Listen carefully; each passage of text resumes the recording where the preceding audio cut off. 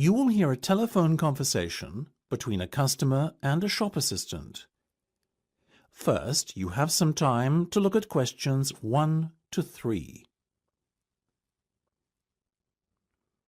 You should answer the questions as you listen, because you will not hear the recording a second time. Listen carefully and answer questions 1 to 3. Good morning, Jenny's Suit Rental. Jenny speaking. How may I be of service? Hi there. My name is Max Jones.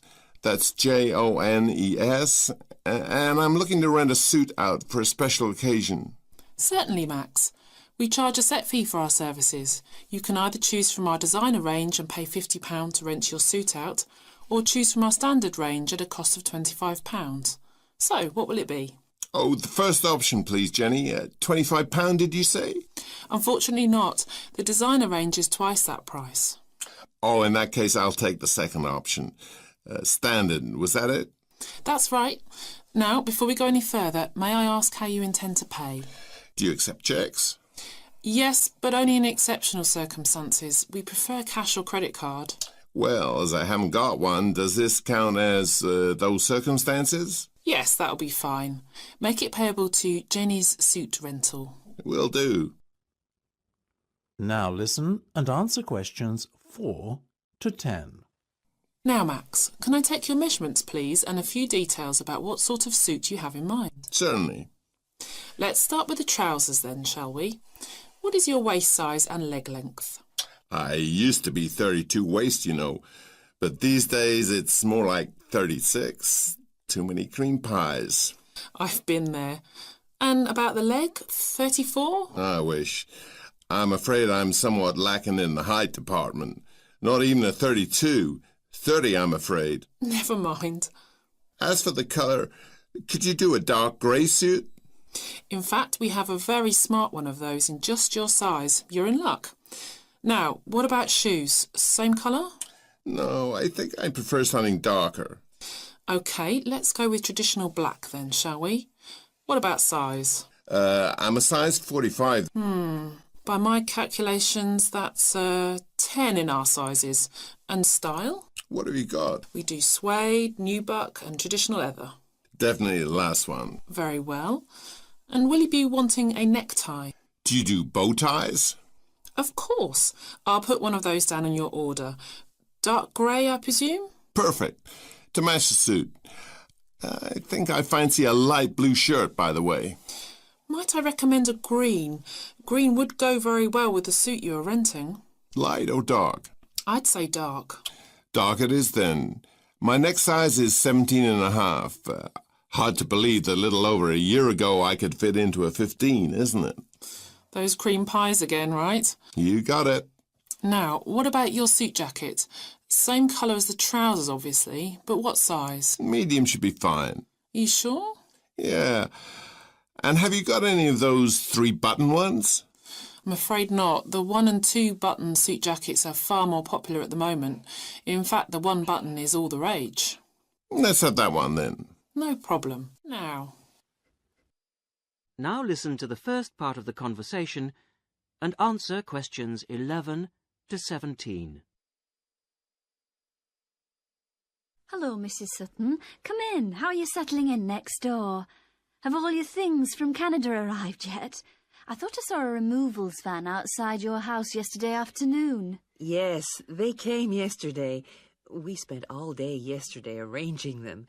It's beginning to feel a bit more like home now. Oh, that's good. Look, come in and sit down. Are you all right?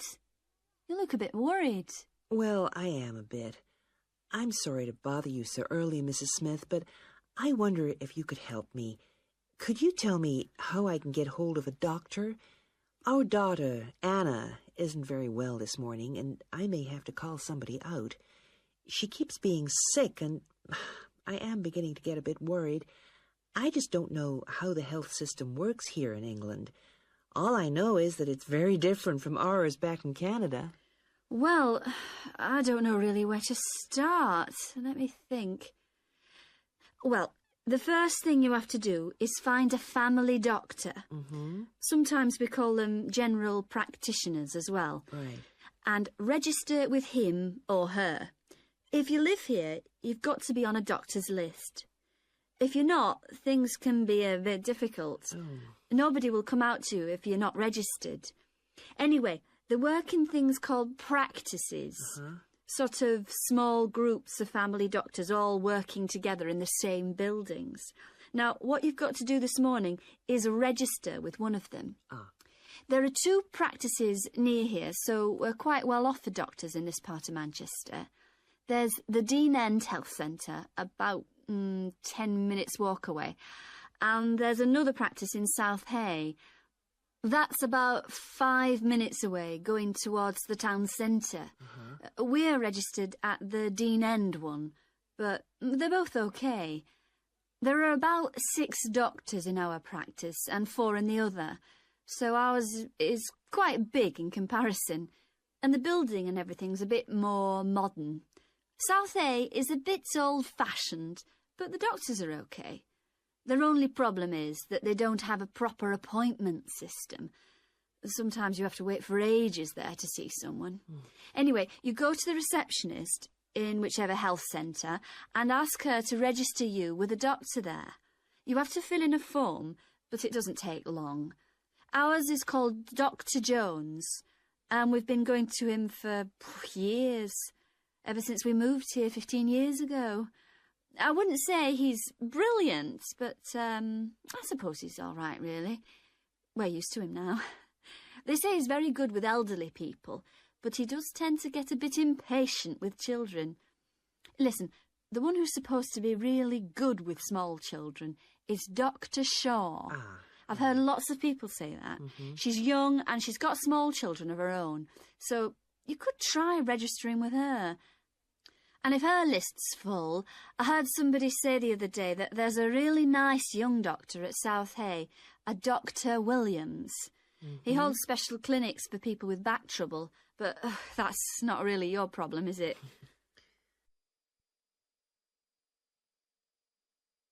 Now listen to the rest of the conversation and answer questions 18 to 20.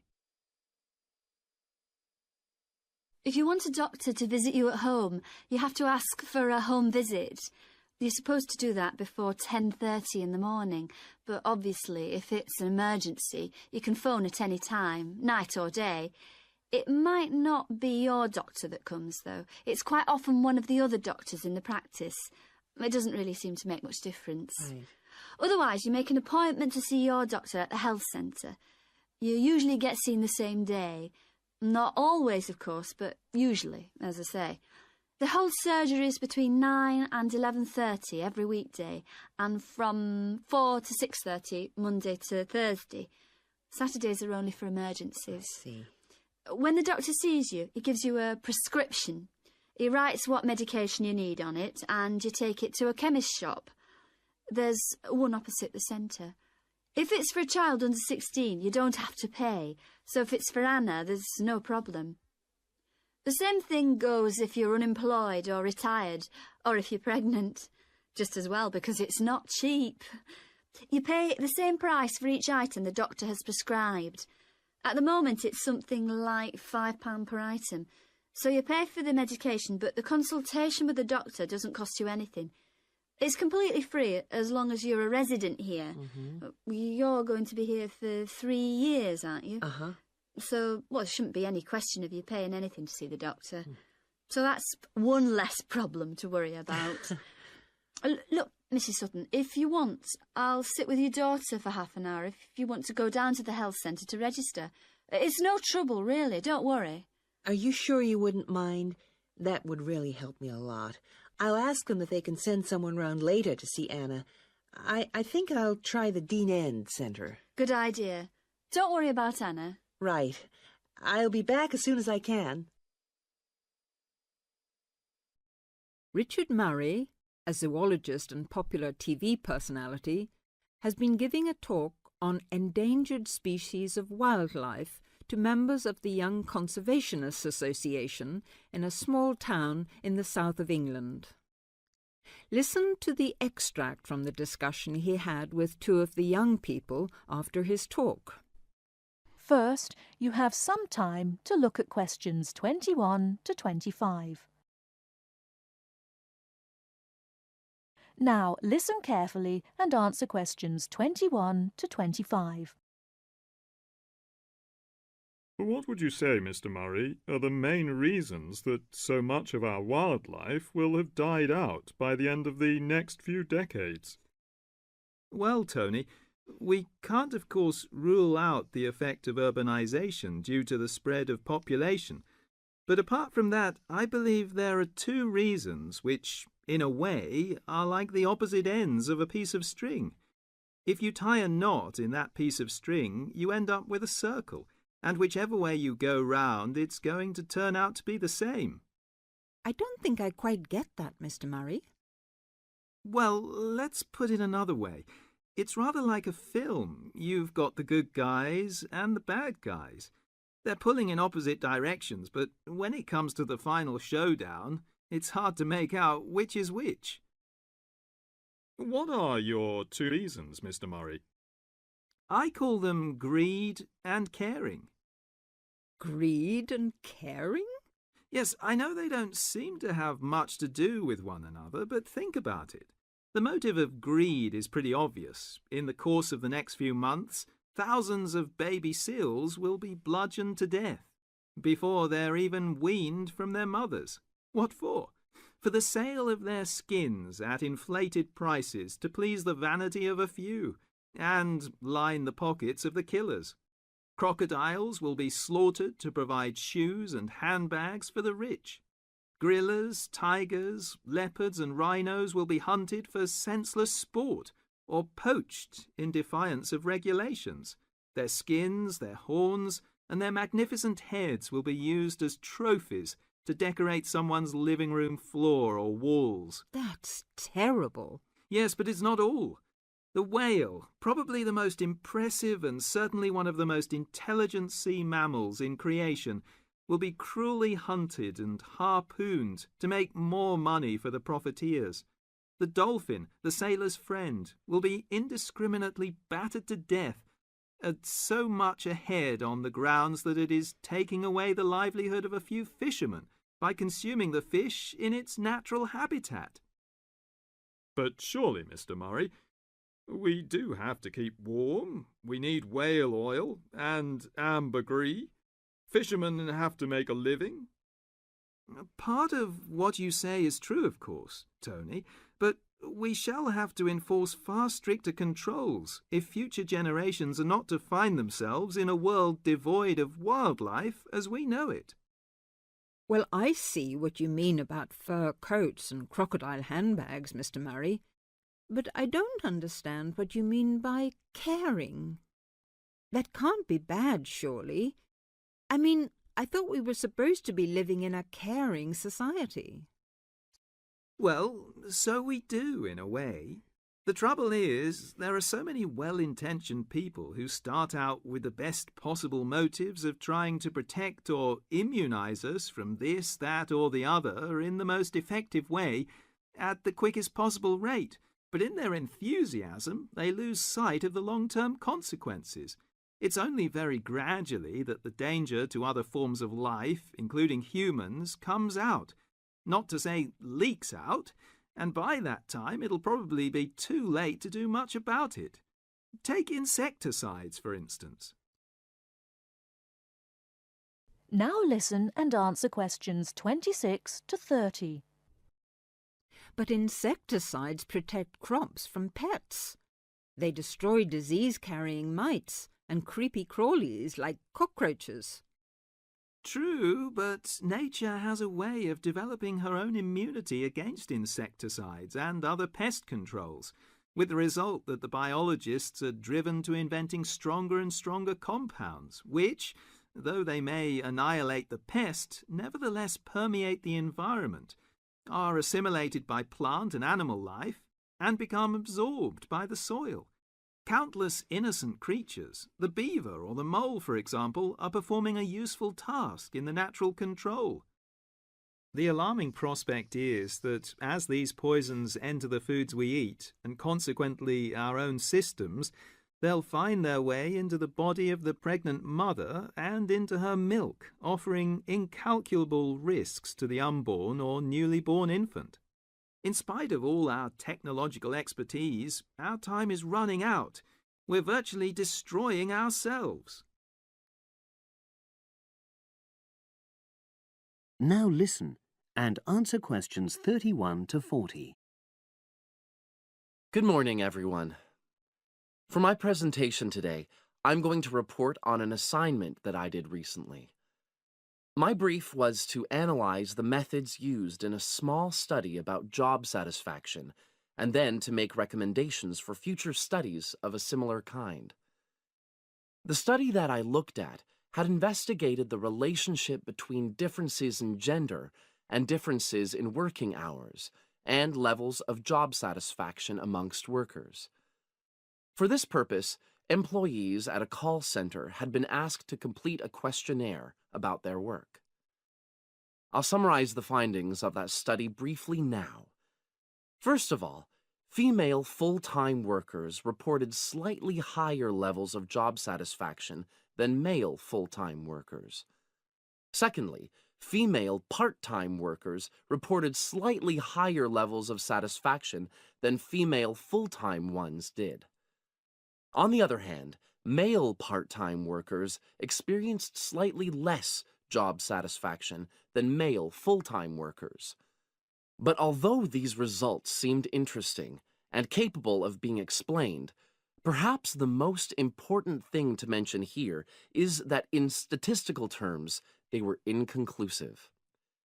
Personally, I was surprised that the findings hadn't been more definite, because I would have expected to find that men and women, as well as full and part-time workers, would experience different levels of satisfaction.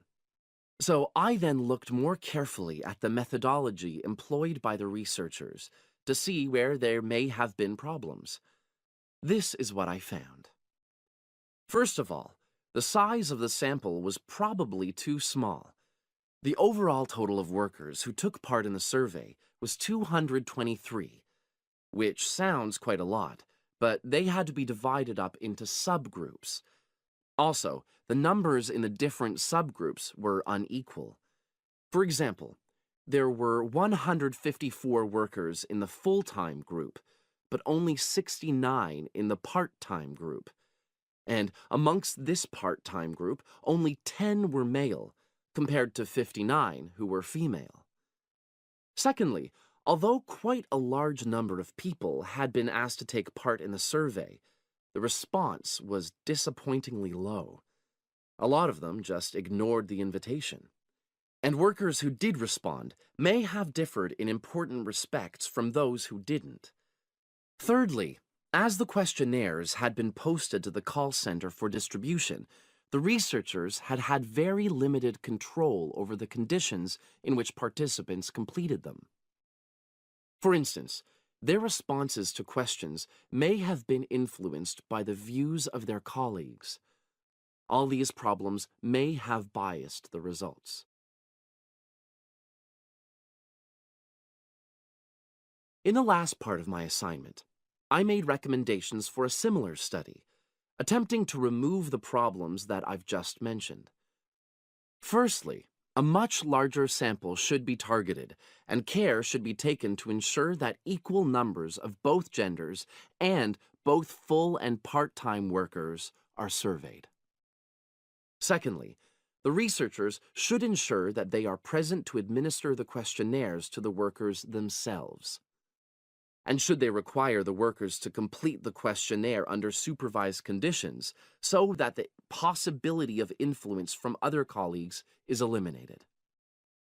Finally, as workers may be unwilling to provide details of their job satisfaction when they are on work premises, it's important that the researchers reassure them that their responses will remain confidential, and also that they have the right to withdraw from the study at any time if they want to.